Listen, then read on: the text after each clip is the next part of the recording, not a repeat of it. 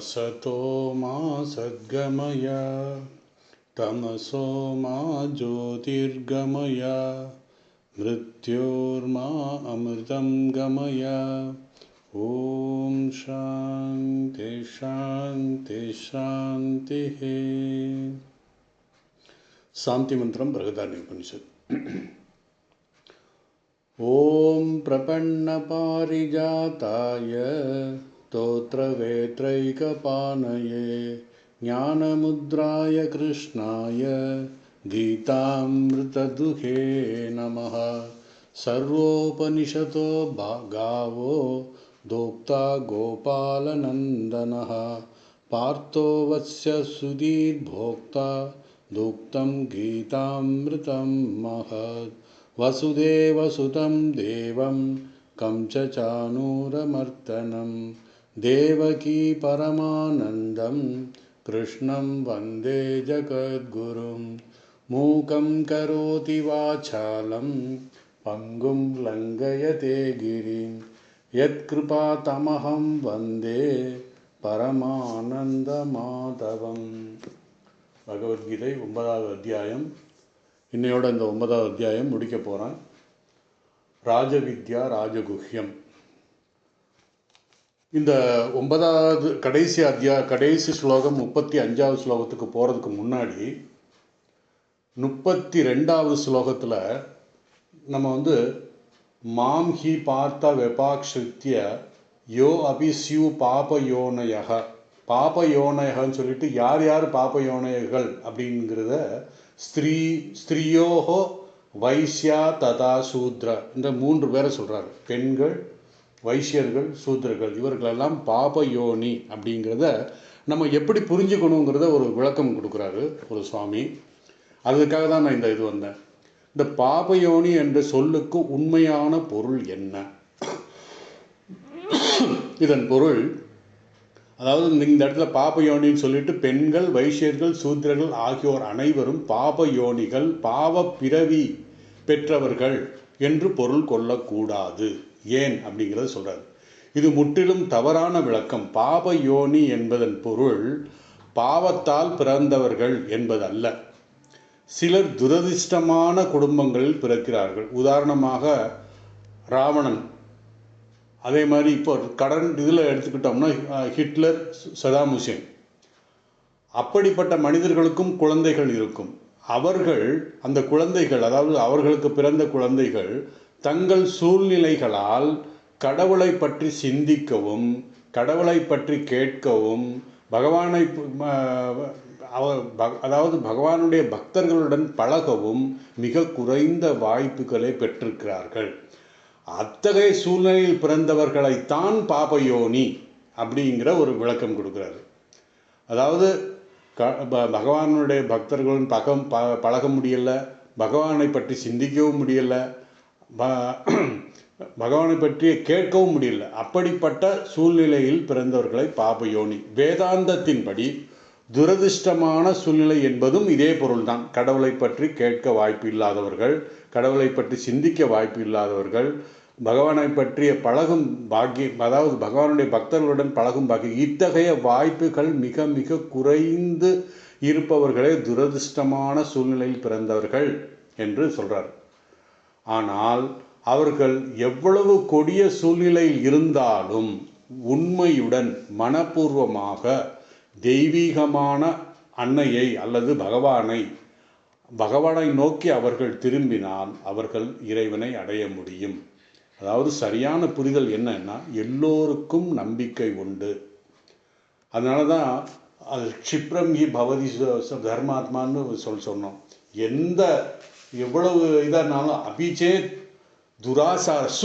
துராச்சாரம்னு சொல்லி அதுக்கு முன்னாடி சொன்னார். இப்படி பகவான் ஏனென்றால் நாம் எல்லோரும் இறைவனுடைய குழந்தைகள். இதுதான் ஒரு மகத்தான உண்மை சனாதன தர்மம், இந்து தர்மம் இந்த உலகத்துக்கு சொன்னது. இது வேற யாருமே அந்த மாதிரி சொன்னதில்லை.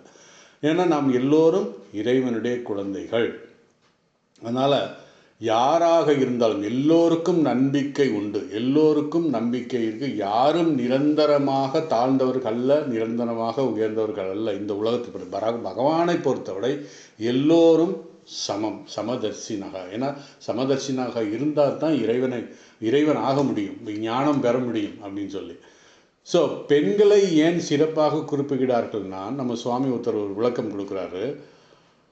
பெண்கள் பெரும்பாலும் உணர்ச்சிகளை, அதாவது இந்த இடத்துல பெண்கள் அப்படின்னு சொல்ற யாருக்கெல்லாம் உணர்ச்சிகள் அதிகமாக இருக்கோ, அவர்கள் பெண்களாகவும் இருக்கலாம், ஆண்களாகவும் இருக்கலாம், உணர்ச்சி வசப்படுபவர்கள். ஒரு மனிதன் மனம் அவனது கட்டுப்பாட்டில் இல்லாவிட்டால் அவனுடைய நிலைத்தன்மை இல்லாதவராக இருப்பான். அதாவது கட்டுப்பாடு இல்லைன்னா அவனுடைய ஸ்டெபிலிட்டி இருக்காது, நிலைத்தன்மை இருக்காது அவருக்கு.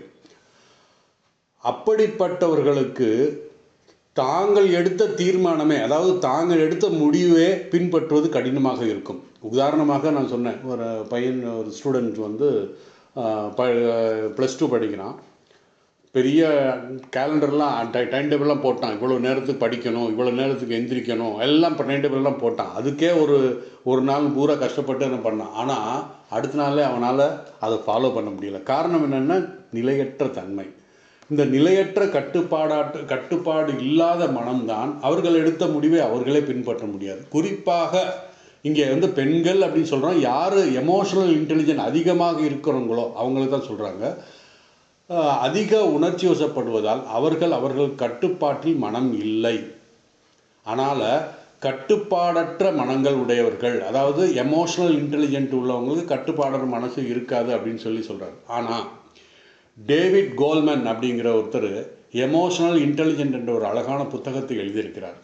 அந்த புத்தகத்தில் அவர் சொல்கிறாரு, உணர்ச்சிகள் இருப்பது தவறல்ல, ஆனால் 2 விஷயங்கள் அவசியம் அப்படின்னு சொல்கிறார். என்னென்னா, உணர்ச்சிகள் நல்லவையாக நேர்மையுடையதாக இருக்க வேண்டும்.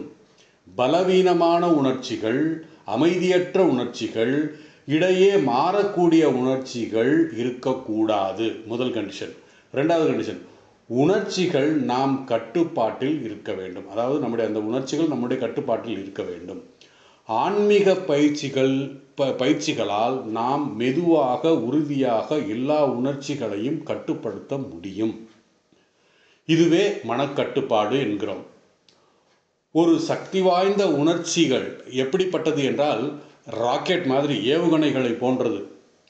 இது நம்மை மிக வேகமாக முன்னேறி செல்லும். ஆனால் அந்த உணர்ச்சிகள் திசை சரியாக இருக்க வேண்டும்.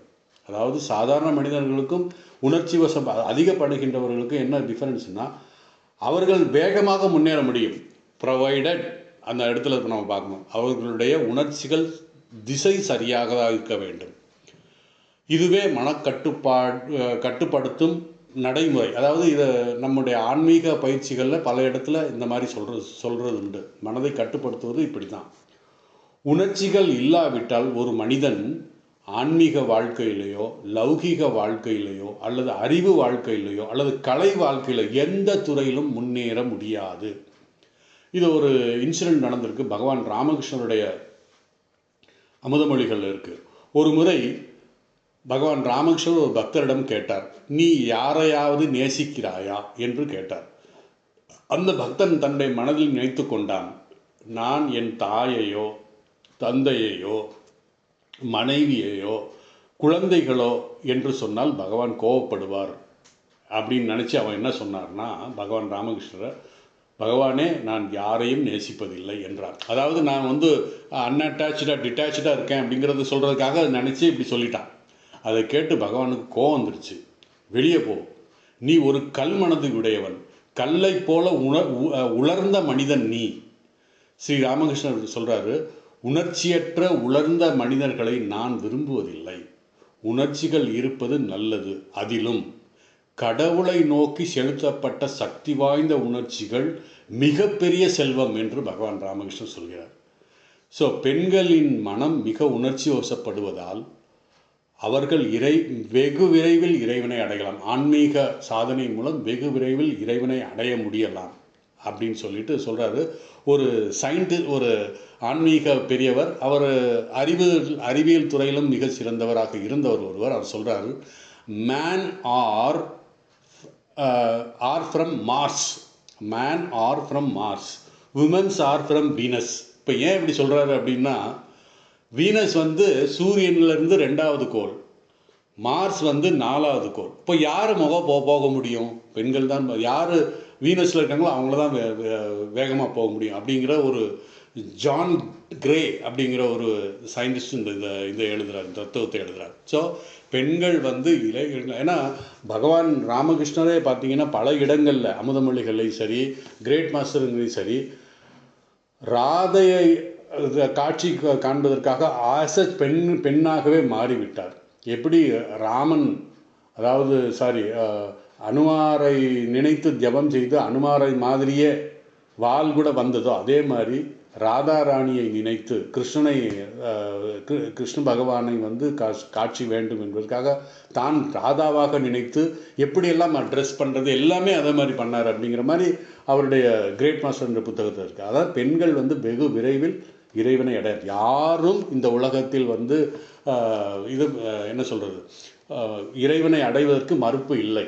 ஏன்னா நம்முடைய வேதத்தில் இதில் சொல்கிறாங்க, சில யாகங்கள்லாம் செய்ய முடியாது பெண்கள், அதனால் அவங்க வந்து இறைவனை அடைய முடியாது அப்படிங்கிறவங்களாம் சொல்லுவாங்க. ஆனால் பகவான் சொல்கிறது எல்லோருக்கும், அதே தான் புத்தரும் சொல்கிறார், எல்லோரும் இறைவனை அடைய முடியும் அப்படின்னு சொல்கிறார்.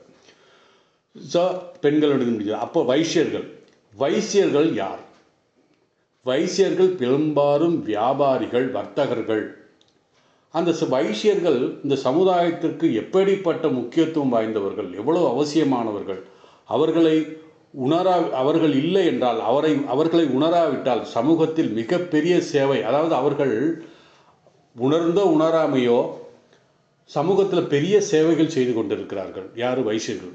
ஒரு கணம் நம்ம சிந்திக்கணும். என்னென்னா, கடைகள் இல்லை என்றால், இந்த உலகத்தில் கடையே இல்லைன்னா, அதாவது வைசியர்கள் பெரும்பாலும் கடைகள் வைத்து வியாபாரம் செய்கிறார்கள்.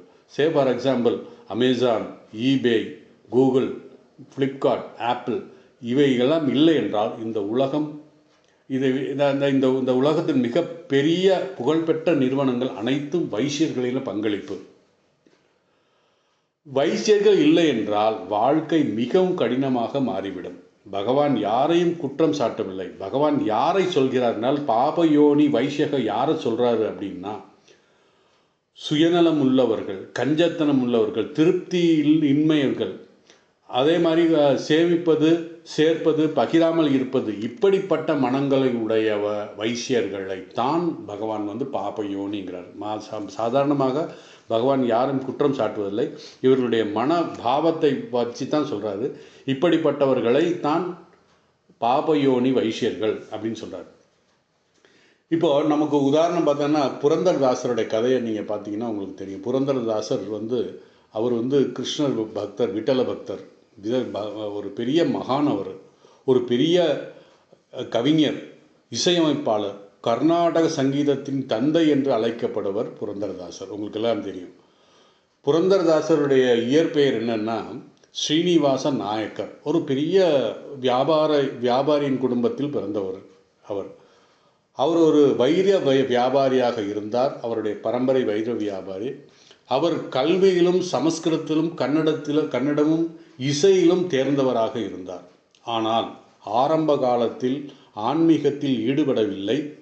பேராசையும் கஞ்சத்தனமும் அவரை ஆன்மீக முன்னேற்றத்துக்கு தடுப்பாக இருந்தது. ஒரு வைசியருக்கு பாருங்கள் எப்படி எது தடுப்பாக இருக்குது. அதனால தான் சொன்ன நம்ம சேர்ப்பது, சேமிப்பது, பகிராமல் இருப்பது, உலக பொருட்களையே நினைத்து கொண்டிருப்பவர்கள் தான் பாபயோனி வைசியர் அப்படின்னு சொல்கிறோம். ஆனால் இந்த இடத்துல இந்த கேரக்டர்லாம் இவருக்கு இருந்திருக்கு. ஸோ அப்படி பேராசை, கஞ்சத்தனம் அவரது ஆன்மீக முன்னேற்றத்தை தடுத்தனர். அது ஒரு கதை இருக்குது. என்னென்னா, ஒரு பிராமணர் அந்த புரந்தரதாசருடைய கடைக்கு வந்து, என்னுடைய மகளுக்கு திருமணம், எனக்கு ஏதாவது பொருள் உதவி செய்யுங்கள் அப்படின்னு சொல்லி கெஞ்சி கேட்குறாரு. அப்போ அவர் சொல்கிறாரு, அவர் கஞ்சத்தனம் படித்தவராச்சே இப்போ புரந்தரதாசர், உனக்கெல்லாம் ஒன்றும் கிடையாது, நீ போ அப்படின்னு தொட்டு விட்டார். என்ன பண்ணுறது அப்படிங்கிறது அந்த பிராமணர் போயிட்டு போகிறாரு. 4 வீடு தள்ளி தான் அவருடைய வீடு, புரந்தரதாசருடைய வீடு. அவருடைய மனைவி மிக பக்திமான், மிக ஆன்மீகத்தில் நாட்டம் உடையவர். என்ன பண்ணுறாங்க, நேராக அவருக்கு தெரியல. ஆக்சுவலாக அந்த பிராமணர் நேராக வந்து அந்த அம்மா போய் பார்க்க போகிறான். போய் பார்த்தோன்னே அந்த நமஸ்காரம் பண்ணிட்டு, அந்த மாதிரி என்னுடைய மகளுக்கு திருமணம், எனக்கு ஏதாவது பொருள் உதவி பண்ணுங்க அப்படின்னா. அப்போ அந்த அம்மா வந்து என்ன நினைக்கிறாங்கன்னா, ஐயோ இப்போ பயங்கரமான ஆளாச்சே யார் புரந்தரதாசர், நான் ஏதாவது கொடுத்தது ஏதாவது ஆச்சுன்னா என்ன பண்ணுறது அப்படின்னு ரொம்ப கவலையோடு யோசிச்சுக்கிட்டு இருந்தார். அப்போது இந்த அம்மாவுக்கு ஒரு எண்ணம் வந்தது, இந்த மூக்குத்தி எனக்கு அப்பா கொடுத்தது, எங்கள் அப்பா கொடுத்தது.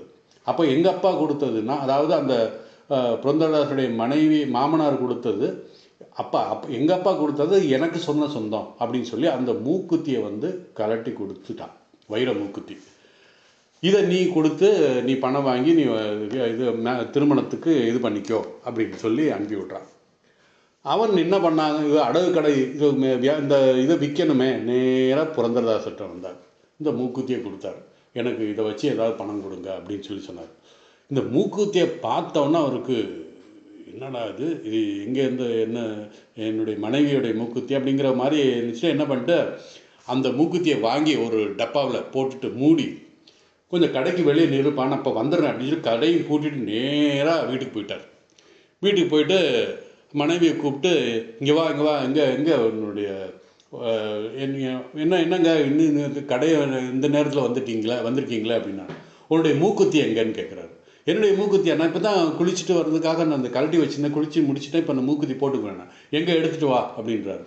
உள்ளே போகிறான். ஐயோ இந்த மனுஷன் என்ன பண்ண போகிறான்னு சொல்லி பகவான் கிருஷ்ண பக்தை அவளும் கிருஷ்ண ஒரே அழுக, என்ன நான் என்னுடைய வாழ்க்கையை நான் இதே சாக வேண்டியதான் அப்படின்னு நினச்சி பார்க்குறா.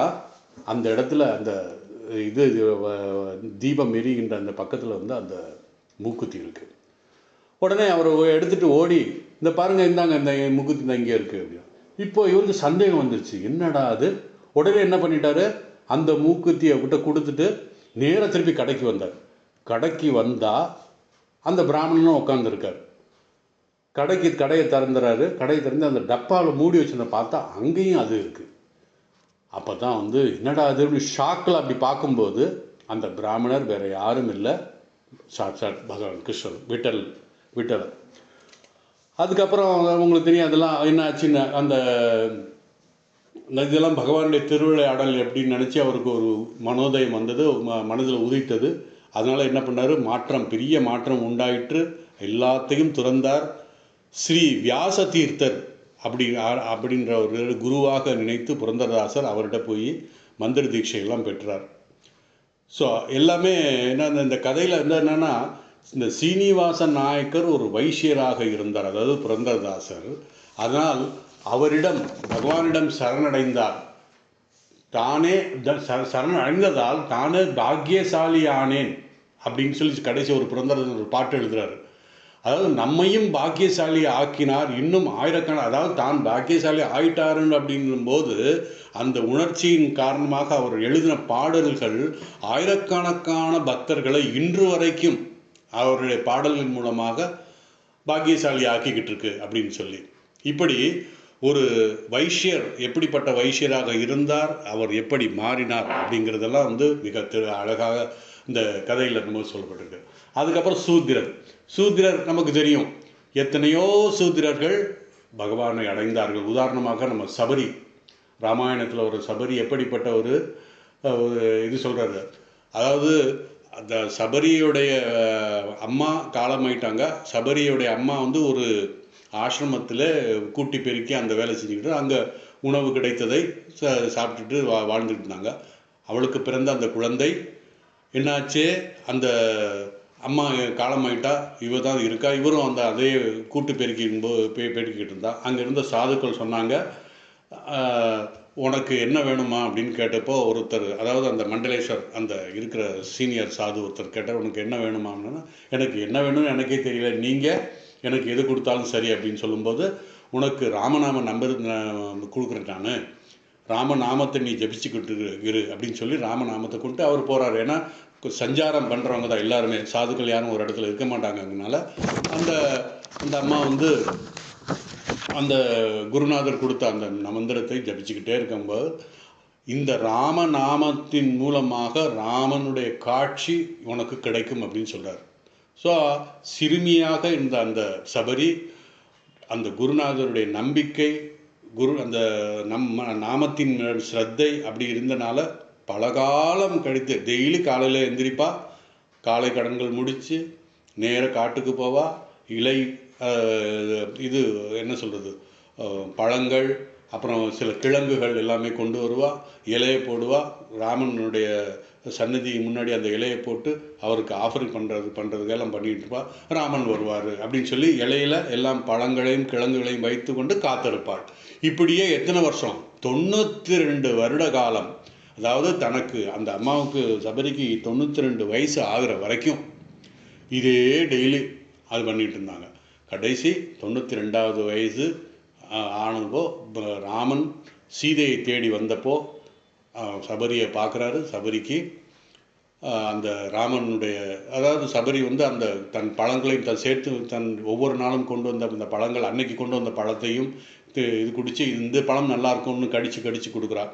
அவள் ஒரு சூத்ர பெண் இருந்தாலும் அதை ராமன் வந்து பிரசாதமாக எடுத்துக்கிறாரு. அதே போல் இனி எனக்கு என்ன இருக்குது, நான் வந்து அந்த சபரி சொல்கிறேன், இனி எனக்கு ஒன்றுமே இல்லை, நான் இந்த சரீரத்தை விட்டுறேன் அப்படின்னு விடும்போது அந்த சரீரத்தை, அதாவது சபரியினுடைய உடலை தன்னுடைய தாய்க்கு என்ன அடக்கம் எப்படி செய்யணுமோ அதே மாதிரி ராமன் செய்தார் அப்படிங்கிற ராமாயணத்தில் கதை இருக்கு. ஸோ சபரி ஒரு சூத்ர பெண், அவள் இறைவனை அடைந்தாள். நான் தன்னுடைய நாமத்தினுடைய ஸ்ரத்தையின் மூலமாக, குருவின் நம்பிக்கையின் மூலமாக இறைவனை அடைந்தார். அதே மாதிரி சக்குபாய் மகத்தான பெண், பக்தை அவள். அதே மாதிரி வால்மீகி வந்து ஒரு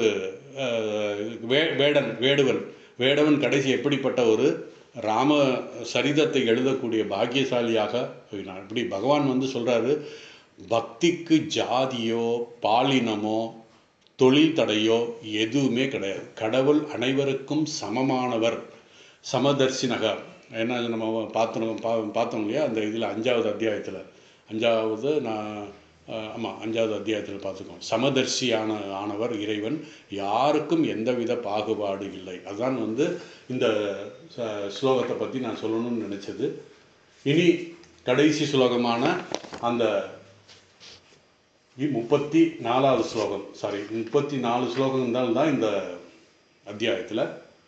இந்த கடைசி ஸ்லோகம் மிக முக்கியம். பொதுவாக வந்து இந்த 9வது அத்தியாயத்தில் நான் சொல்கிறேன், அடுத்த வகுப்பில் சொல்கிறேன். 10வது அத்தியாயத்துக்கு முன்னுரை சொல்லும் பொழுது ஒரு 6-7 ஸ்லோகம் முக்கியமான ஸ்லோகம் இந்த அத்தியாயத்தில் இருக்குது.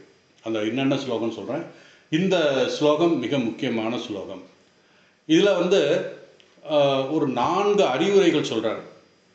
அந்த 4 அறிவுரைகளை நாம் கடைபிடித்தால் இறைவனை அடையலாம். இது வந்து நீங்கள் பகவான் ராமகிருஷ்ணனுடைய வாழ்க்கை அமுதமொழிகளில் சொன்ன விஷயங்கள் அப்படியே இதில் பார்க்கலாம். அதாவது நீங்கள் இதை படிக்கும்போது அமுதமொழிகள் படித்திருந்தால், அமுதமொழிகளில் முதல் வால்யூமில் வர்ற சில விஷயங்கள் நானும் சொல்கிறேன், இதை அதில் அப்படியே இருக்கும். ஸோ இந்த ஸ்லோகத்தை முதல் படிக்கிறேன். மன்மனா பவ மத் பக்தோ மத்யாஜி மாம் நமஸ்குரு மாமே வைசியசி யுக்தைஸ்வம் ஆத்மானம் மத்பராயணா. இது யுக்தக ஏவம் அப்படின்னு பிரிக்கணும். யுக்வைவம் ஆத்மானம் மத்பராயணம் அப்படின்னு சொல்லி இதில் மனித வாழ்க்கையின் லட்சியம் இறைவனை அடைவது அப்படின்னு சொல்லி 5 கட்டளைகள் 1வது அத்தியாயத்திலேயே 1வது வால்யூம்லேயே இருக்குது. பகவான் ராமகிருஷ்ணனுடைய அமுதமொழிகள். அது என்ன அப்படிங்கிறதை நம்ம பார்ப்போம். இதோடைய சிம்பிள் மீனிங்னா, மனதை என்னிடத்தில் வைத்து என்பால் பக்தி பண்ணி எனக்கு யாகம் செய்து என்னை வணங்கு, என்னை குறியாக கொண்டு லட்சியமாக கொண்டு உள்ளத்தை உறுதியைப்படுத்தி என்னையே அடைவாய் அப்படின்னு சொல்லி பகவான் கிருஷ்ணர் ஒரு சொல்கிறார். அதாவது இந்த அத்தியாயத்தின் முடிவில் நமக்கு ஒரு அறிவுரையை பகவான் சொல்கிறார். அது என்ன அறிவுரை அப்படிங்கிறத நம்ம பார்ப்போம். இந்த அறிவுரையை சொல்லிட்டு இந்த மொத்தம் வந்து 5 கட்டளை பகவான் ராமகிருஷ்ணன் சொன்ன அமுதமொழிகள் மாதிரி 4 அறிவுரைகளை பின்பற்றினால் நாம் பகவானை அடையலாம். பகவானை அடைவது தான் லட்சியம். அதுதான் 5வது. இப்போ அது என்னங்கிறத ஒரு வியூ நம்ம பார்ப்போம், அப்புறம் அடுத்த வியூ பார்ப்போம். ஸோ இது கடைசி ஸ்லோகம். இந்த ஸ்லோகத்தில் நிஷ்காம பக்தன் எப்படி இருக்க வேண்டும் என்று அறிவுரை பகவான் கொடுக்கிறார். அதாவது நிஷ்காம பக்தனுடைய லட்சணம் இது அர்ஜுனனுக்கு சொல்வது போல நமக்கெல்லாம் சொல்கிறார் பகவான். பகவான் நேரடியாக இது இப்படி இருக்கணும் அப்படிங்கிற 5 அறிவுரைகள் சொல்கிறார். நிஷ்காம பக்தனுக்கு பகவான் சொல்கின்ற அறிவுரைகள். மத் பராயண, மத்பராயணன்னு சொல்கிறேன். ஏன்னு கேட்டிங்கன்னா இது வந்து 2வது, அதாவது இந்த 34வது ஸ்லோகத்தில் கடைசி வார்த்தை மத்பராயணம். மத்பராயண நம்ம வந்து 1 by 1 போவோம். மத்பராயண என்னென்னா இது கடைசியில் வருகின்ற சொல் நம்ம வந்து 1வது அறிவுரையாக எடுத்துக்கொள்வோம். அதோடு நம்ம வந்து எல்லாத்துலேயும் பவன் சேர்த்துக்கணும். எப்படின்னா பவ ஒரு தடவை தான் இருக்குது, ஆனால் நம்ம எல்லாத்துலேயும் பவன் சேர்த்துக்கணும். மன்மனா பவ, மத் பக்த பவ, மத்தியாஜி பவ, இப்படி நம்ம மத்பராயண பவ அப்படின்னு சொல்லி நம்ம எல்லாத்துலேயும் பவன இருன்னு அர்த்தம். மத்பராயண அதாவது என்னை வாழ்க்கையில் லட்சியமாக இரு. இதைத்தான் சொல்கிறார் பகவான் ராமகிருஷ்ணர். மனித வாழ்க்கையின் லட்சியம் இறைவனை அடைவது. அதுக்கப்புறம் உன்னுடைய அறிவு, அதாவது பவ அப்படிங்கிறத சேர்த்துக்கணும். மத்பராயண என் வாழ்க்கை லட்சியமாக இருக்க வேண்டும். உன்னுடைய அறிவு என்னையே வாழ்க்கையின் இலக்காக இருக்க வேண்டும், வேறு எதுவுமே. அதாவது இந்த முதல் அறிவுரை லட்சியத்தை சொல்லிட்டாரு. இப்படித்தான் நீ வந்து லட்சியம் உனக்கு என்ன, வேறு எதுவுமே இருக்கக்கூடாது, இறைவனை அடைவது தான் லட்சியமாக இருக்க வேண்டும் அப்படின்னு சொல்லி பகவான் இங்கே சொல்கிறாரு. அதே தான் அமுதமொழிகள் அங்கே சொல்லியிருக்காரு. மற்ற அனைத்தும் சாதனைகளாக இருக்க வேண்டும். அதாவது முதல் லட்சியத்தை இது பண்ணி ஃபிக்ஸ் பண்ணிவிட்டு அதுக்கப்புறம் இப்போ அடுத்து சொல்கிறதெல்லாம் சாதனையாக வைத்துக்கொள்ள வேண்டும். இதைத்தான் பகவான் ராமகிருஷ்ணனும் சொல்கிறார். பராயணம் என்ன, மேலான லட்சியம். ஆமாம், அபரா பிரகிருதி பரா பிரகிருதி அப்படின்னு நம்ம சொன்னோம். அதனால் இந்த மேலான லட்சியம் பராயணம் அப்படின்னு சொல்லலாம். மத்பராயணம்னா என்னை நீ மேலான லட்சியமாக வைத்துக்கொள், என்னை குறிக்கோளாக கொண்டிரு அப்படின்னு அர்த்தம். வாழ்க்கையில் மற்ற அனைத்தும் குறிக்கோளை அடைய சாதனையாக வைத்து கொள்ள வேண்டும். சரி, வாழ்க்கையில் எத்தனையோ விஷயங்கள் நம்ம சாதனைகள் செய்வோம். பணம், படிப்பு, புகழ், இதெல்லாம் எதுக்குன்னா இறைவனை அடைவதற்காக நம்ம வச்சுக்கணுமே தவிர இதே வந்து பணத்துக்காக நம்ம வாழக்கூடாது அப்படிங்கிற மாதிரி பகவான் சொல்கிறார். அதாவது இவைகள் எல்லாம் வந்து ஒரு படிகளே தவிர லட்சியம் கிடையாது. இப்போ பணத்தை சேர்க்கலாம். எப்படி பகவான் ராமகிருஷ்ணன் அமுதமொழிகள் தெளிவாக சொல்லியிருக்காரு. உனக்கு வேண்டியதை மிச்ச பணத்தை வந்து நீ இறைவனுடைய பக்தர்களை இறைவனுடைய சேவை கைங்கரியத்துக்காக வச்சுக்குவோ அப்படின்னு சொல்கிறார். அதனால் முதலிலே பகவானையே லட்சியமாக கொண்டு இரு. அதுதான் மத்பராயணம் அப்படின்னு சொல்கிறார். 2வது மன்மன பவ. மன்மனான என்னிடத்தில் மனதை வைத்திரு. மனதை வேறு எங்கும் வைத்திருக்க வேண்டாம், என்னிடத்தில் வைத்திரு. இதைத்தான் பகவான் ராமகிருஷ்ணர் சொல்கிறாரு. சத் சங்கம். பகவான்கிட்ட மனசு இருக்கணும்னா என்ன பண்ணணும்? நம்ம போய் ஊரெல்லாம் சுற்றிக்கிட்டு இருக்கக்கூடாது. சத் சங்கம். சத் சங்கம்னா என்ன? சாதுக்களோட மட்டும் பேசுகிற சத் சங்கம் கிடையாது. நல்ல பக்தியோடு இருக்கின்ற நூல்கள், நிறைய சமய நூல்கள் இருக்குது நம்மளுடைய சனாதன தர்மத்தில்.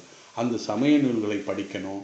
அப்புறம் பக்தர்களோடு இதை பற்றி பேசணும், பகவானை பற்றி சிந்திக்கணும், பகவானுடைய வாழ்க்கை வரலாறை, அதாவது ஜென்ம கர்ம சமய திவ்யம் யோ வேத்தி தத்வதா தெக்வா தேகம் புனர்ஜென்ம நைதி மாவேதி சோ அர்ஜுனான்னு சொல்லி வருது.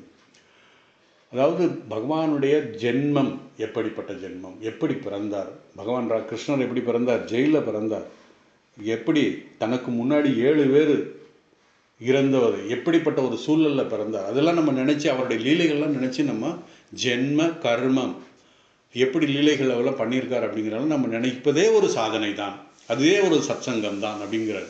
அதே மாதிரி கர்மம், அவர் என்ன கர்மங்கள் செய்தார், என்னென்ன செயல்கள் செய்தார், எப்படிப்பட்ட செயல்கள் செய்தார். கோவர்த்தனகிரியில் தன்னுடைய சுண்டு விரலில் வச்சுக்கிட்டார் என்ன. அதே பாலகிருஷ்ணன் அப்பேற்பட்ட எப்படி தன்னுடைய மாயையில் எப்படி விளையாடுறாரு அப்படின்னா, தன்னுடைய சுண்டு விரலால் அந்த கோவர்த்தனகிரியை தூக்குனவர்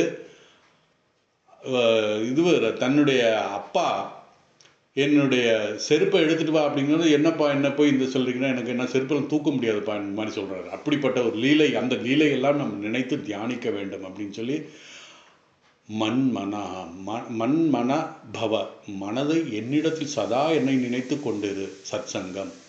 ஏனென்றால் ஒரு இடத்தில் அறிவும் ஒரு இடத்தில் மனமும் இருந்தால் லட்சியத்தை அடைய முடியாது. மனம் எங்கே வைக்கணும்? லட்சியத்தில் வைக்கணும், வேற எங்கேயுமே வைக்கக்கூடாது. ஆகவே மனதை என்னிடத்தில் வைத்திரு. அதுக்கப்புறம் மத் பக்தா, அதாவது என்னுடைய பக்தனாக இரு, ஈஸ்வர பக்தனாக இரு. உன்னுடைய எமோஷனல் வேல்யூஸ், அதாவது உன்னுடைய உணர்ச்சிகளை என்னிடத்தில் வைத்து விடு. அதான் ரைட், அந்த டைரக்ஷன் சொன்னோம் நம்ம அங்கே பார்த்தவங்க பாப யோனின்னு பார்க்கும்போது. ஸோ நம்முடைய எமோஷனல் வேல்யூவோடைய திசை எங்கே இருக்கணும்னா இறைவனை நோக்கி இருக்கணும். உன்னுடைய அன்பு என்னிடத்தில் இருக்க வேண்டும், உன்னுடைய அறிவு என்னிடத்தில் இருக்க வேண்டும், உன்னுடைய மனம் என்னிடத்தில் இருக்க வேண்டும். உன்னுடைய அன்பு என்னிடத்தில், அதாவது அன்பு என்னிடத்தில் இருக்க வேண்டும், மனம் என்னிடத்தில் இருக்கணும்னா லட்சியத்தில் எல்லாமே லட்சியத்தில் தான் வைக்கணும். அதுக்கப்புறம் மத்யாஜி, மத்யாஜின்னா எனக்காக எல்லா செயலும் செய்யணும். கர்மண்யேவா அதிகாரஸ்ய மா பலேசு கதாச்சனா அப்படிங்கிற ஒரு ஸ்லோகத்தை 2வது அத்தியாயத்திலே பகவான் சொல்லிட்டார்.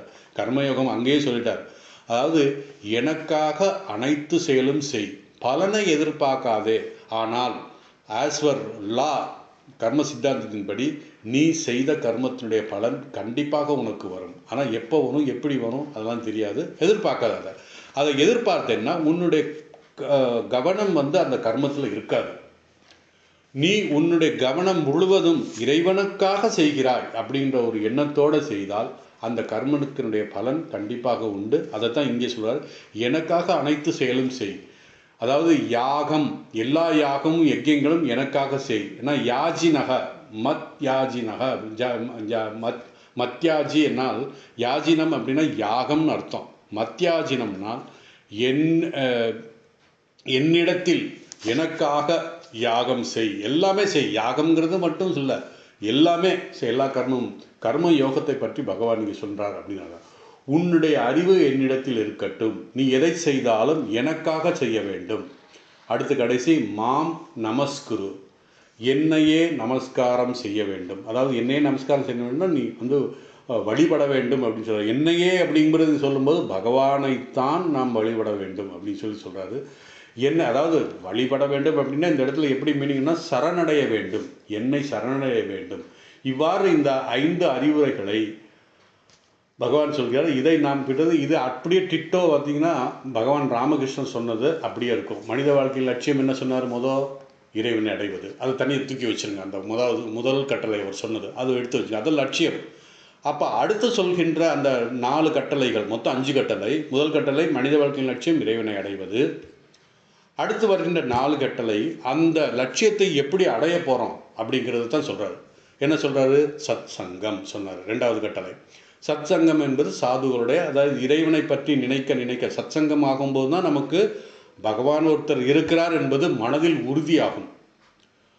அதுக்கப்புறம் 2வது, தனிமையிலே இறைவனுக்காக நாம் கண்ணீர் விட வேண்டும் அப்படின்றது. அப்போ எப்படி சத் சங்கம் ஆகி மனதில் உறுதியாக பகவான் இருக்கிறார் என்பதை உறுதிப்பட்டதுக்கு அப்புறம் தனிமையிலே அப்படிப்பட்ட பகவான் இருக்கின்ற பகவான் எனக்கு ஏன் தரிசனம் கொடுக்க மாட்டேங்கிறார் அப்படிங்கிற மாதிரி ஒரு இது வரும். அதான் தனிமையிலே இறைவனுக்காக கண்ணீர் விடுவது அப்படின்னு சொல்றாரு. இது 3வது. முதலாவது லட்சியம், 2வது சத்சங்கம், 3வது தனிமையிலே இறைவனுக்காக பிரார்த்தனை செய்வது, 4வது எது நல்லது எது கெட்டது, எது என்னை இறைவனை நோக்கி கொண்டு செல்லும், எது என்னை இறைவனிடம் திருப்பி விடும், அதாவது இறைவனத்தில் செல்லாமல் எதிராக திரும்பும், அதாவது அனாத்மாவுக்கு போகும் அப்படிங்கிறத. அது நமக்கு எல்லாம் தெரியும், ஏன்னா மனசு நமக்கு பகவான் கொடுத்துருக்கார். அப்படிப்பட்ட மனதை வைத்து கொண்டு எது நல்லது எது கெட்டது என்பதை ஆராய்வது 4வது கட்டளை. 5வது கட்டளை பகவான் ராமகிருஷ்ணன் சொன்னது அமுதமொழிகளில், பணக்கார வீட்டு வேலைக்காரி. பணக்கார வீட்டு வேலைக்காரி, அதுதான் கர்மயோகம். முதல் சொன்னது பக்தி யோகம், எது சத்சங்கம். கட்டளை நான் முதல் கட்டளை லட்சியம் சொல்லிட்டேன், பகவானை அடைவது இறைவனுடைய லட்சியம். 2வது கட்டளை சத்சங்கம் பக்தி யோகம். தனிமையிலே இறைவனாக கண்ணீர் விடுவது பிரார்த்தனை செய்வது ராஜயோகம். எது நல்லது எது கெட்டது என்று பிரித்து பார்த்து நாம் வாழ்வது எது என்னை இறைவனை நோக்கி கொண்டு செல்லும் என்பது ஆராய்வது ஞான யோகம். பணக்கார வீட்டு வேலைக்காரியாக இருப்பது கர்மயோகம். ஆக 4 யோகத்தை பகவான் ராமகிருஷ்ணன் மிக தெளிவாக எளிதாக அமுத மொழிகளில் நமக்கு சொல்லியிருக்கார். அதே தான் இங்கேயும் சொல்கிறாரு.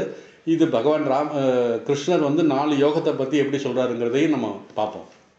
இப்படி என்னை அப்படி 4 இந்த 5லன்னா அந்த லட்சியத்தை அடைவதற்காக நீ ஏதாவது ஒரு அறிவுரைகளை நீ ஏற்றாலே, எந்த ஒரு அறிவுரைகளை ஏதாவது இந்த 4 அறிவுரை, இந்த லட்சியத்தை அடைய 4 அறிவுரைகள் ஏதாவது ஒன்றை பின்பற்றி உறுதியாக நின்றாலே அதனுடைய பலன் என்ன அப்படின்னா என்னை நீ அடைவாய். கடைசியிலே என்னை நீ அடைவாய். அதைத்தான் மாம் ஏவ ஏசிசி யுக்த அப்படின்னு சொல்கிறாரு.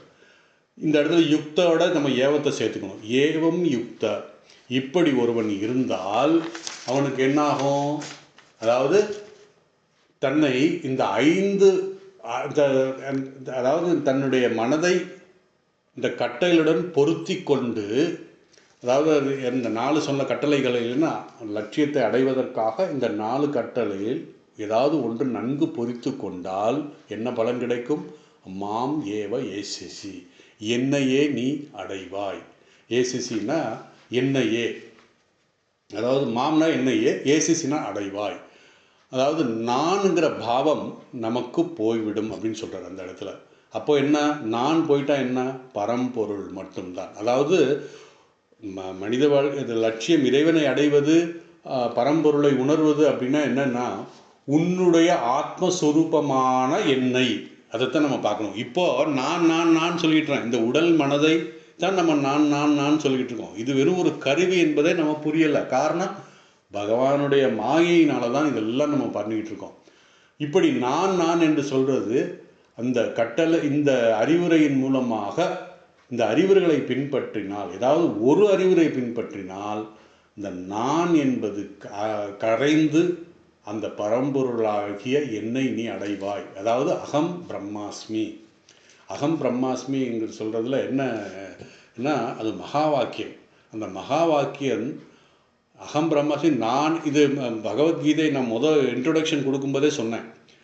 நான் யார் என்று அறிவதே கீதையினுடைய முதல் இது. அதாவது அது இந்த 18 அத்தியாயத்தில் பகவான் என்ன சொல்கிறாருன்னா, நீ யார் என்பதை உனக்கு தெரியும். யார் நான் யார் என்பது எனக்கு தெரியும். எப்போ? இந்த 18 அத்தியாயம் முடியும் போது நமக்கு தெரிஞ்சிடும் யார் நான் யார். அந்த பரம்பொருளுடைய அங்கம், நானே அந்த பரம்பொருள் அப்படிங்கிறது அகம் பிரம்மாஸ்மி. நம்ம அன்னையினுடைய அமுதமொழிகள், அன்னையுடைய வாழ்க்கையில் அன்னையார் சொல்கின்ற ஒரு அறிவுரை என்னன்னா, ரொம்ப அருமையான அறிவுரை, ரொம்ப எளிமையாக சொல்லியிருக்காங்க. ஆனால் அந்த எளிமையாக சொன்னனால அதனுடைய அதனுடைய வீரியம் நம்ம புரியாமல் போயிடுது. அதனால் நம்ம கொஞ்சம் ரொம்ப ஆழ்ந்து சிந்திக்க வேண்டும். உதாரணமாக சொல்கிறேன், உனக்கு கஷ்டம் வரும்போது உனக்கு ஒரு தாய் இருக்கிறாள் என்று நினைத்துக்கொள் அப்படின்னு சொல்கிறாங்க. இது நம்ம எப்படி பார்க்கணும் அப்படின்னா மகா வாக்கியம். எப்படி நான் மகா வாக்கியம் இது ஒரு சுவாமி என்கிட்ட சொன்னது. இது மகா வாக்கியம் எப்படி சொன்னால், என்னுடைய தாய் தெய்வீகமானவள் என்றால் நான் தெய்வீகமானவன். இதில் எந்த சந்தேகமும் கிடையாது. அப்போது என்ன நமக்கு ஏன் துயரம் வருது? அம்மா என்ன சொல்கிறாங்க? அன்னை சாரதா தேவி என்ன சொல்கிறாங்க? உனக்கு ஒரு கஷ்டம் வரும் பொழுது உன்னுடைய தாய் நான் இருக்கிறேன் என்பதை நீ மனதில் வைத்துக்கொள் அப்படின்னா. அப்போது என்ன ஆகும்? கஷ்டம் எப்போ வருது? நாம் இறைவனை பற்றி சிந்திக்கவில்லை என்றால் நமக்கு கஷ்டம் வரும். அதை தான் கீதையில் சொல்லப்பட்டிருக்காங்க, அனாத்மனத்து சத்ருத்வே. அனாத்மனம்னா என்ன? அனாத்மா என்ன? இந்த உடல் மனம். இந்த உடல் மனம் நான் என்று நினைத்தால் அது சத்ரு. உனக்கு எப்போவுமே துக்கத்தை தான் கொடுக்கும். துக்க யோனியாக அப்படின்னு சொல்லியிருக்காரு. அதனால் அம்மா அது இங்கே தான் ஞாபகப்படுத்துகிறாங்க, நீ தெய்வீகமானவன், நீ தெய்வீகமானவன், நான் தெய்வீகமானவன். அன்னை சொல்லிட்டாங்க, அன்னையாரே சொல்லிட்டாங்க, நான் அன்னை உனக்கு கஷ்டம் வரும்போது என்னை நினைத்துக்கோன்னு சொல்கிறாங்க. அப்போ என்ன நினச்சிக்கணும்? நீ தெய்வீகத்தன்மையை நினச்சிக்கோ, உன்னுடைய அனாத்மாவை விட்டுரு. அனாத்மசு சத்ருத்வே. அப்போது என்ன சொன்ன மகா வாக்கியத்தை பற்றி சொல்லும். இது அன்னையார் ரொம்ப சிம்பிளாக சொல்லிட்டாங்க. இது ஒரு மகா வாக்கியம், நானே அந்த பரம்பொருள் அப்படிங்கிறது தான் அன்னையார் சொல்கிறாங்க இந்த இதில். என்ன உனக்கு கஷ்டம் வரும்போது என்ன நினச்சிக்கோன்னா, நீ தெய்வீகமானவன், அதை நீ மறந்துட்ட. அது எப்படி மறக்க? மாயையினால் மறந்துட்ட. நீ இந்த உடல் மனதோட பற்று வைத்தனால தான் நீ மறந்த. அப்போது உனக்கு துயரம் வரும்போது என்ன நினச்சிக்கோ, ஆட்டோமேட்டிக்காக நீ தெய்வீகமானவன் என்பதை நீ உணர்வாய், இதை விட்டுருவாய் அப்படின்னு சொல்லி அன்னையார் இந்த இடத்துல சொல்கிறாங்க. அதனால் இந்த வாக்கியம் வந்து சாதாரண வாக்கியம் இல்லை. இதை எப்போவுமே நம்ம மனசில் நினச்சிக்கிறது ரொம்ப நல்லது. ஏன்னா நமக்கு ஒரு கஷ்டம் வரும்போது அன்னையார் நமக்கு பின்னாடி அம்மா இருக்காங்க, நான் எனக்கு என்ன கவலை. அப்படி தான் பகவான் ராமகிருஷ்ணன் காமிச்சார் நமக்கு வாழ்க்கை. அவர் அமுதமொழிகளில் அவர் வாழ்ந்த வாழ்க்கை பார்த்தீங்கன்னா, எது வேணாலும் ஒன்றும் இல்லை, தோத்தாபுரி வர்றாரு, உனக்கு நான் சன்னியாசம் கொடுக்கணும்னு நினைக்கிறாரு அப்படின்னாரு. அப்படியா? எனக்கு ஒன்றும் தெரியாது, எங்கள் அம்மாட்ட தான் கேட்கணும். அப்போ அவர் என்ன நினைக்கிறாரு? ஓ, அம்மானா இவங்க பெற்றவங்க இங்கே இருக்காங்க, போய் கேட்டுட்டு வரட்டப்போ கேட்டுவா அப்படின்னு. அவர் நேராக கோயிலுக்கு தான் போகிறார்.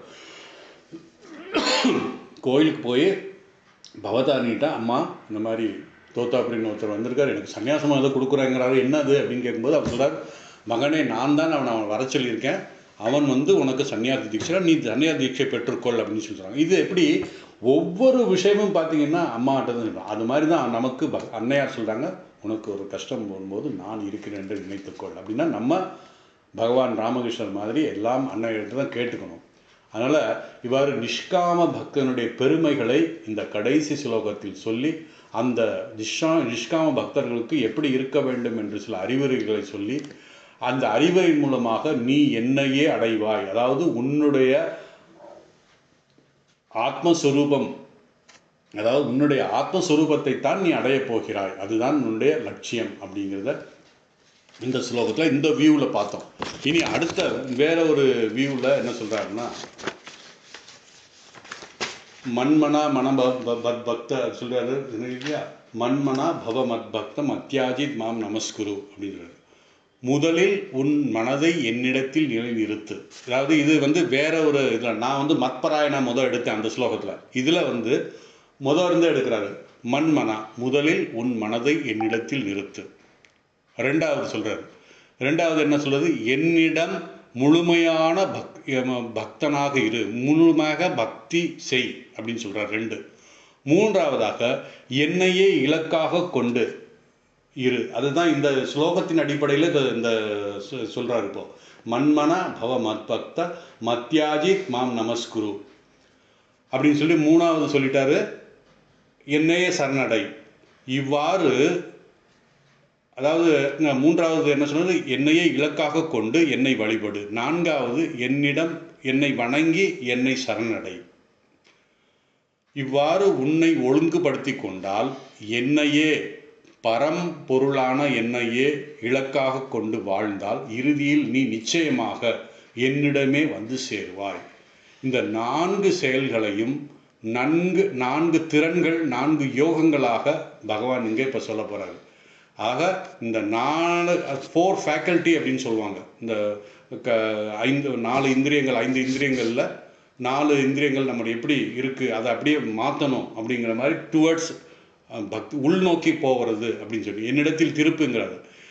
அப்போது அப்படி திருப்பினா என்னையே நீ அடைவாய். எப்படி திருப்புறது? ஒன்றன் பின் ஒன்றா பார்ப்போம். மொதல் வந்து மன்மனா, எப்போதும் என்னை நினை. நமக்கு ஒரு மனம், அதாவது பகவான் நமக்கு ஒரு மனசு கொடுத்துருக்கார். ஏன்? நினைக்கிறதுக்காக.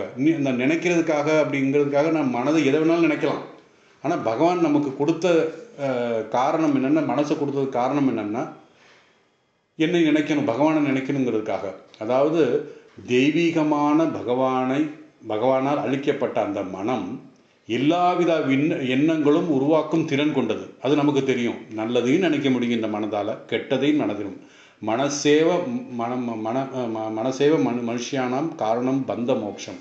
அந்த மனதை கொண்டு நீ பந்தத்திலும் போகலாம், மோட்சத்திலும் அடையலாம். ஆக மனம் ஒரு கருவி. அந்த மனதிலே விதவிதமான எண்ணங்கள் உருவாக்கும் திறன் கொண்டது.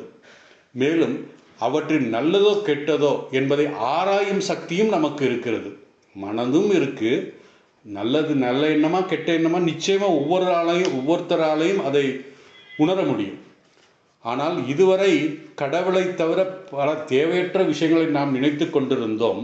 இந்த மன்மனக அப்படின்னு சொல்கிற பகவான் சொல்கிற இந்த அறிவுரை மூலமாக இப்போது என் மனதை அகமாக அதாவது உள்ளே திருப்பணும் அப்படின்னு சொல்கிறாரு. அப்போது நமக்கு உணரும் ஒரு உண்மை என்னன்னா, இந்த மனசை உள்ளே திருப்பும்போது நமக்கு ஒரு ஒரு எண்ணம் வரும். என்ன வருதுன்னா, இந்த எண்ணங்களை உருவாக்கும் சக்தி நம்முடையதான்னு பாருங்களேன், நிச்சயமாக இருக்காது. இந்த எண்ணங்கள் ஒரு எண்ணங்கள் வருது, அந்த எண்ணங்கள் உருவாக்கும் சக்தி யார்கிட்ட இருக்குது? நம்மதுன்னு இந்த உடலை இந்த மனம்தான் இந்த பண்ணுதா அப்படின்னா இல்லை. ஆக எண்ணங்களை உருவாக்கும் சக்தி நம்மதல்ல, என்னுடையதல்ல. பிராணசக்தி, இந்த உயிர் சக்தி, இந்த மூச்சு காற்று பிராணசக்தி, அது நம்முடையதா இல்லை. எப்போ பிராணம் போகும் தெரியாது. உணர்ச்சிகள், நம் பண்ணின்ற உணர்ச்சிகள் அது நம்முடையதா? அதுவும் கிடையாது. இந்த சைத்தன்யம், கான்சியஸ்னஸ், அது நம்முடையதா? இல்லை. அவேர்னஸ், விழிப்புணர்வு, அது நம்முடையதா? அதுவும் இல்லை. அப்படி என்றால் இவை யாருடையது என்றால் பகவானுடையது, இறைவனுடையது. சிந்திப்பவனும் அவனே, கேட்பவனும் அவனே, அனுபவிப்பவனும் அவனே, அனைத்தும் அவரே. மனம் என்பது ஒரு கருவி மட்டுமே என்பதை நாம் புரிந்து கொள்ள வேண்டும். ஆனால் அது மிகவும் அழகான கருவி. நமது வாழ்க்கையை பாக்கியவானாக்கவும் சரி, துரதிருஷ்டவாக்கமாகவும் சரி, 2 திறனும் அந்த மனதிற்கு உண்டு. ஆகையால் மனதை இறைவனிடம் நோக்கி திருப்ப வேண்டும். எப்போதும் இறைவன் இருக்கிறார், ஏதாவது பகவான் இருக்கிறார் என்பதை நாம் உணர்ந்து பயிற்சி செய்ய வேண்டும். அதாவது பகவான் இருக்கிறார், இந்த உலகத்தில் பகவான் இருக்கிறார், நம்ம வழி நடத்துகிறார். ஏன்னா என்னுடைய எண்ணம், என்னுடைய பிராணசக்தி, என்னுடைய உணர்ச்சிகள், என்னுடைய சைத்தன்யம், என்னுடைய அவேர்னஸ், அதாவது விழிப்புணர்வு எல்லாமே அவரோடு தான். அப்படிங்கிறதுக்காக நாம் உள்நோக்கு திருப்ப வேண்டும். அதுக்கப்புறம் மத் பக்தா, என்னுடைய பக்தனாக இருன்னு சொன்னார். பகவான் சொல்கிறார், உன்னுடைய உணர்ச்சிகள், அதாவது உன்னிடம் உணர்ச்சிகள் உள்ளது, அவை உச்ச நிலைக்கு வளர்த்து அவற்றை என்னிடத்தில் மட்டும் திருப்பு. நான் தான் உன் உணர்ச்சிகளின் ஒரே ஒரு பொருளாக இருக்க வேண்டும். நீ மகிழ்ச்சியாக இருந்தால் அது நீ என்னை நினைக்கிறாய் என்று பொருள். நீ துக்கமாக இருந்தால் அது நீ என்னை நினைக்காததால் வருகின்றது. அதனால தான் சொன்னார் அந்த ஸ்லோகத்தை நான் சொன்னேன், அனாத்மனஸ்து சத்ருத்வே. நீ துக்கமாக இருந்தால் காரணம் என்ன? பகவானை நினைக்கவில்லை என்று பகவானை நினைத்தால் நீ ஆனந்தமாக இருப்பாய், இல்லை என்றால் நீ துக்கப்படுவாய் அப்படின்னு சொல்கிறாரு. ஸோ காமம் இருந்தால் அதை என்னிடம் திருப்பு சொல்கிறாரு. ஆசை இருக்கலாம், தப்பு இல்லை, ஆனால் பகவானுக்காக ஆசைப்படு. நீ பகவானை அடைய வேண்டும் ஆசைப்படு. ஆசை இருப்பது தவறல்ல. அதே மாதிரி பெருமை கொள்ள வேண்டும் என்றால் நான் இறைவனுடைய பக்தன் என்று பெருமை கொள். பொறாமைப்பட வேண்டும் என்றாலும் சரி, என்னை விட அதிகமான பக்தி உள்ள ஒருவனை பார்த்து நீ பொறாமைப்படு. நான் அவனை விட ஒரு பக்தனாக வேண்டும் என்று நீ பொறாமைப்படு. என்னை விட சிறந்த பக்தனாக இருக்க வேண்டும் என்று ஆசைப்படு அப்படின்னு சொல்லி அது பொறாமைப்படி சொல்லார். இந்த மாதிரி எல்லாவற்றையும் நீ அடையாளம் காண வேண்டும். எல்லா உணர்ச்சிகளும் என்னிடம் திருப்ப வேண்டும். இதுவே பக்தி யோகம் அப்படின்னு சொல்கிறார். அதுக்கப்புறம் மத்யாஜி, யாஜினா வழிபடுதல், யாகம் செய்தல்னு பொருள். நான் தான் வாழ்க்கையின் இறுதி லட்சியமாக, பகவானை இறுதி லட்சியமாக கொள்ள வேண்டும். என்னை எல்லா விதத்திலும் வழிபடுபவனாக இரு. என்னை தியானித்திரு, என்னை சேவித்திரு, என்னை வழிபட்டு வாழ்க்கை நடத்து அப்படின்னு சொல்கிறார். அடுத்து மாம், என்னிடத்தில் நமஸ்குரு. மாம் நமஸ்குரு அப்படின்னா எல்லா செயல்களையும் என்னிடத்தில் அர்ப்பணித்து விடு. இதுவே கர்மயோகம். இப்படி இந்த ஸ்லோகத்தில் குறிக்கப்பட்ட 4 யோகங்கள் என்னென்னுங்கிறத இப்போ நான் சொல்லிடுறேன், அப்போ உங்களுக்கு கரெக்டாக புரியும். ராஜயோகம், மன்மனா பவ. உன் மனது என் சிந்தனைகளால் நிரப்பி இருக்க வேண்டும். இதுவே பதஞ்சலி யோகத்தில் சொல்கிறாரு பதஞ்சலி முனிவர், சித்த விருத்தி நிரோதக. அதாவது உன்னுடைய எண்ணங்கள் மனசில் என்னென்னமோ ஒரு நிமிஷம் உட்கார்ந்தா மனசு எங்கெங்கேயோ போகும். அப்போ அந்த நேரத்தில் என்னென்னா அந்த விருத்திகள், அந்த எண்ணங்களை நம்ம அதோடைய எண்ணங்களை நம்ம மாற்றணும் இல்லையா, அதோடைய போக்கு மாற்றணும். அப்போ என்ன, இறைவனை பற்றி சிந்திக்க ஆரம்பிச்சிடும். இறைவனை சிந்திக்க ஆரம்பிக்கும்போது என்னென்னா மற்ற எண்ணங்கள் எல்லாம் மாறும். சிந்தனை இருந்துக்கிட்டே வரும், பகவானை பற்றி நினைக்க ஆரம்பிச்சிடலாம். இதுதான் ராஜயோகம். அதாவது மன்மனா பவ ராஜயோகம். 2வது பக்தி யோகம். மத் பக்தக என்னிடத்தில் முழுமையாக அர்ப்பணித்து உன் உணர்ச்சிகளை என்னிடத்தில் செலுத்து. பக்தி யோகம். ஞான யோகம். மத்யாஜி என்னை தியானித்து என்னை வழிபட்டு எல்லா விதத்திலும் சேவை செய் அப்படின்னு சொல்கிறாரு. இது ஞான யோகம். கர்மயோகம் உன் செயல்கள் அனைத்தும் என்னிடத்தில் அர்ப்பணித்து விடு. எல்லாமே கடவுள். அதாவது பிரம்மார்ப்பணம் பிரம்மவீர் பிரம்மாக்னோ பிரம்ம நாகுதம் பிரம்மைவ தேன கந்தவியம் பிரம்ம கர்ம சமாதினாக கடைசி சொல்கிறார். அதாவது கர்மயோகத்தின் மூலமாக பகவானை அடையலாம் அப்படின்னு சொல்லி இது ஸ்லோகத்தில் இருந்தாலும் சுவாமி விவேகானந்தர் அந்த அவருடைய கர்மயோகத்தில் தெளிவாக சொல்லிட்டார். அதுக்கு முன்னாடி இருந்த சமய பெரியவர்கள் யாருமே கர்மத்தின் மூலமாக இறைவனை அடைய முடியும் என்கிறது சொல்லலை. ஆனால் சுவாமி விவேகானந்தர் இந்த இதை சொல்லியிருக்கார். ஜீவசேய சிவசேவை. அதைத்தான் இந்த ஸ்லோகத்திலே சொல்லியிருக்கு. என்ன கடைசி என்ன சொல்லியிருக்கா? கர்ம இது பிரம்மார்ப்பணம் பிரம்மஹவி பிரம்மாக்னோ பிரம்மணாகுதம் பிரம்மைவ தேன கந்தவியம் பிரம்ம கர்ம சமாதினாக. எல்லாவற்றையும் நீ நீ வந்து செயல்கள் செய்யும் பொழுது இறைவனாக நினைத்து சேவை செய்தால் அதே சமாதினக அப்படின்னு சொல்கிறார். அதே வந்து இது சொல்கிறாங்க. என்ன சமாதி நிலைன்னு சொல்லலாம், அல்லது மோட்ச நிலை அப்படின்னு சொல்லலாம். ஸோ கர்மத்தின் மூலமாக ஜீவசேவை சிவசேவை என்று சிவனையே ஜீவனாக நினைத்து சேவை செய்தது. இவ்வாறு பயிற்சி செய்தால், இந்த 4 யோகமாக பயிற்சி செய்தால் அந்த லட்சியமான பகவானை நிச்சயமாக அடையலாம். அதாவது இதுதான் சொல்கிறாரு. மாம் ஏவ ஏசசி யுக்தக. 2 தடவை ஏவம் வருது. ஏவம் ஆத்மானம் அப்படின்னு சொல்லி பகவான் சொல்கிறாரு. யுக்தக என்னிடத்தில் ஒன்றிய அதாவது இந்த 4 யோகங்களில் ஏதாவது ஒன்றை வைத்து மாம் ஏவ என்னையே நீ இலக்காக கொண்டு பின்பற்றினால், அதாவது இந்த 4 யோகத்தை பின்பற்றினால் உன் மனமும் உடலும், அதாவது ஆத்மானம் மத் பராயணம் என்னை முழுமையாக அர்ப்பணித்து, அதாவது என்னை வந்து அடைவாய். இவ்வாறு முயற்சி செய். உன் மனம் உடல் முழுமையாக என்னிடத்தில் அர்ப்பணித்து நீ நிச்சயமாக என்னிடமே வந்து சேருவாய், என்னுடன் ஒன்றிணைவாய். இறுதியில் நீ என்னை நிச்சயமாக அடைவாய் என்று ஒரு பாக்கியசாலியான ஆன்மா முக்த புருஷன் ஆகிவிடுவாய் என்று இந்த ஸ்லோகத்தில் 35வது ஸ்லோகத்தில் பகவான் சொல்கிறார். இந்த ஸ்லோகம் வந்து மன்மனா பவ மத்பக்தோ மத்யாஜித் மாம் நமஸ்குரு மாமே வைஷ்யசி யுக்தஸ்வ ஏவம் ஆத்மானம் மத்பராயணம் அப்படின்று இந்த 34வது ஸ்லோகம் மிக முக்கியமான ஸ்லோகம். இது வந்து 4 யோகங்களையும் சொல்லி லட்சியத்தையும் மிக அழகாக பகவான் சொல்லிட்டார். இந்த ஸ்லோகத்தை தியானிக்க வேண்டிய ஸ்லோகம். பகவான் ராமகிருஷ்ணரும் இந்த 5 கட்டளையின் மூலமாக இதே தான் சொல்லியிருக்காரு. அதனால் அமுதமொழிகள் படிக்கும்போது பகவத்கீதை வைத்து படித்தால் நமக்கு ரொம்ப ஈஸியாக இந்த புரியுங்கிறதை சொல்லிவிட்டு, இனி அடுத்த வகுப்பில் நான் இன்னும் 5 நிமிஷம் தான் இருக்குது. அடுத்த வகுப்பில் நான் வந்து 9வது அத்தியாயத்தில் சொன்னப்பட்ட ஒரு முக்கியமான ஒரு 4-5 ஸ்லோகங்கள் சொல்லி அதெல்லாம் தியானிக்கக்கூடிய ஸ்லோகம், மனப்பாடம் பண்ணிட்டு வைக்கக்கூடிய ஸ்லோகம், அதை சொல்லிவிட்டு அடுத்த அத்தியாயமான விபூதி யோகம், விபூதியான இறைவனுடைய பெருமைகளை பற்றி சொல்ல போகிறார். இது ராஜவித்யா ராஜகுஹ்யம் அப்படிங்கிறத இந்த அத்தியாயத்தினுடைய பெருமை. அதாவது இறைவனுடைய சீக்ரெட்ஸி, அவருடைய இறைவனுடைய பகவானை பற்றிய அறிவது ராஜவித்யா. ராஜகுஹ்யம் மிக மிக மிக ஆழ்ந்த ரகசியமான ஒன்று அப்படிங்கிறத சொல்லியிருக்காரு 9வது அத்தியாயத்தில். 10வது அத்தியாயத்தில் நீ எதை பார்க்கிறாயோ, எந்த பெருமைகளை எல்லாம் பார்க்கிறாயோ அதெல்லாம் அங்கெல்லாம் நான் இருக்கிறேன் என்று புரிந்து கொள். அது சொல்லி விபூதி யோகம் எல்லாமே இறைவன் தான் என்பதை சொல்லி அதுக்கப்புறம் விஸ்வரூபயோகம் சொல்ல போகிறார். அப்போ இந்த விஸ்வரூபயோகம் சொல்லும்போது நமக்கு ஒரு தெளிவு வந்துடும். அதுக்கப்புறம் பக்தி எப்படி பண்ணணுங்கிறத 12வது அத்தியாயத்தில் சொல்ல போகிறார்.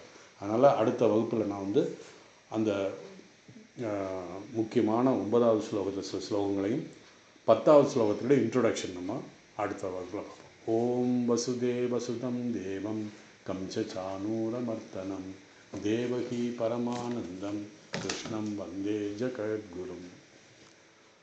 இங்கு ரிஷபேஸ்வரர் கோவில், அதாவது இந்த செங்கமத்தில் ரிஷபேஸ்வரர் சிவபெருமானுடைய கோவில் கும்பாபிஷேகம். அதனால் அதில் கொஞ்சம் பிஸியாக இருந்ததுனால நான் சரியாக இது பண்ண முடியலை. இன்னும் நிறைய விஷயங்கள் சொல்லணும்னு நினச்சேன். நான் இன்னும் இந்த சில ஸ்லோகங்களுடைய முக்கியமான விஷயங்கள்லாம் நான் அடுத்த இதில் சொல்கிறேன். அதனால் கொஞ்சம் பிஸியாக இருந்ததுனால இன்னும் சில ப்ரிப்பரேஷன்லாம் பண்ண முடியல. அதனால் அடுத்த வகுப்பில் நான் இதெல்லாம் பண்ணிடுறேன். ஓம் சாந்தி சாந்தி சாந்தி.